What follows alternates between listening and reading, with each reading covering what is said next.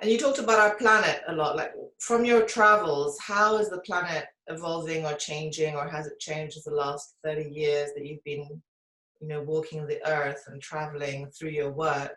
How have things changed or not? Well, yeah, I think that the way I see the world changing since I've been traveling over the last 40 or 50 years, um, I think we're aware of certain problems. There's a lot more awareness, but there's not much action. I mean, some people are acting on these issues, but I think most people aren't. I think a lot of it, a lot of the problem is our leaders, our governments. Um, there's not a will to really make things. I think people are still there's a lot of greed going on. I think governments are more concerned about making money, and the environment, wildlife, nutrition, food, water, air is just not the priority. I mean, a lot of people talk a good game, but we need, this hasn't really filtered down to the mass population, and we're on a kind of a collision course because this poor planet it just can't sustain all of what we're doing to it. And I guess in a cosmic sense, maybe it doesn't matter because we're a speck flying through space, and whether we survive or not, I mean, the cosmos doesn't really care. But I think since we're alive at this moment, we should really, take more care. I'm not sure that's going to happen, though. I'm not sure that people's habits. I don't really see the governments really doing the kind of action that we need, and things will get worse and worse and worse, and we're just going to have to live in that world. And some people are going to be able to spin it as though this was just nature and this wasn't our fault. And what's the problem? I mean, okay, we've lost, there's 800 million people that now are homeless because of flooding and whatnot.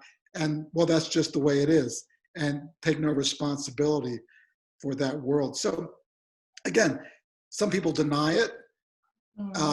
Some people care and are trying to do it, but it's not, I don't really, I think it's kind of touch and go at this point. Mm. Have things changed for you, or are they the same as 30 years ago?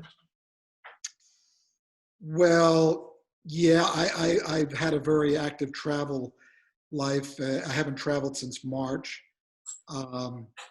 That's new. I spent my life since I was 19 moving around, traveling. It's just, so I haven't really, that's changed dramatically. I think a lot of places that I travel to now are kind of off limits. I think of, or more difficult to get to. I think of Yemen. I think of, Afghanistan. There's places that are in the world that are now much more dangerous. So I don't know. It's a lot more pollution. I've been to some countries recently, which I walk along on the beach and there's all these plastic bottles and trash. It's kind of horrifying, and we can do better. Yeah. Can art make a difference? Can photography make a difference to make things better? I think art, I think writing, I think photography can make a small difference. I think we have to try in any way we can. You need a lot of bricks to make a wall.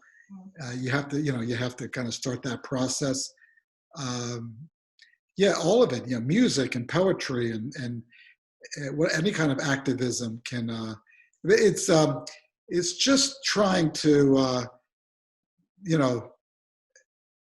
It sounds like a radical idea to some people, like healthcare. Seems like a no-brainer. At least in this country, it's like, yeah, that's a good thing. but somehow that's become kind of subverted or whatever. So I don't know. We have a long way to go.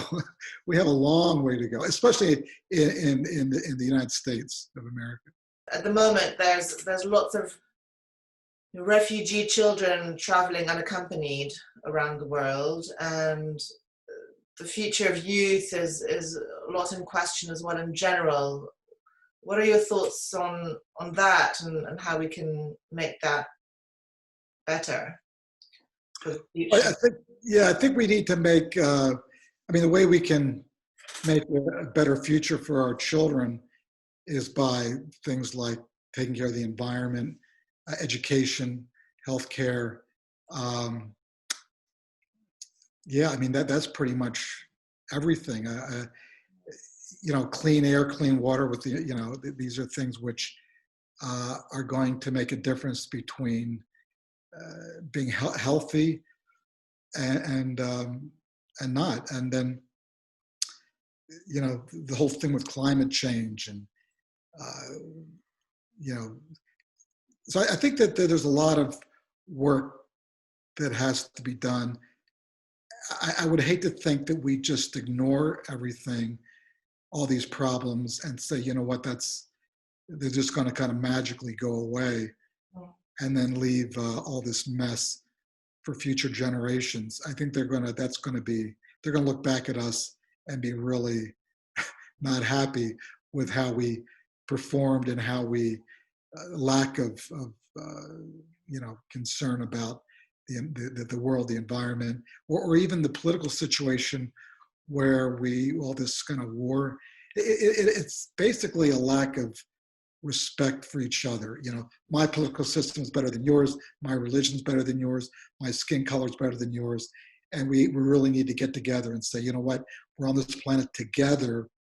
We have to make this thing work, because if some of us aren't respected, then none of us are respected. And we can't live in a world where we have all this negativity. If we just go along as things are, that's a recipe for disaster.